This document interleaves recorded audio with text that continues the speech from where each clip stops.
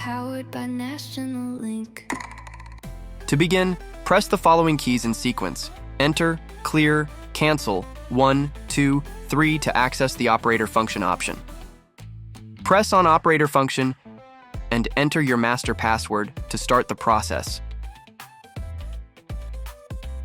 Select System Setup, System Control, then select NVRAM. Select Clear NVRAM to access the different models you will want to change your ATM to.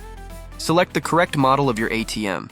Tip: check the sticker inside the top left bezel if you're unsure of your model.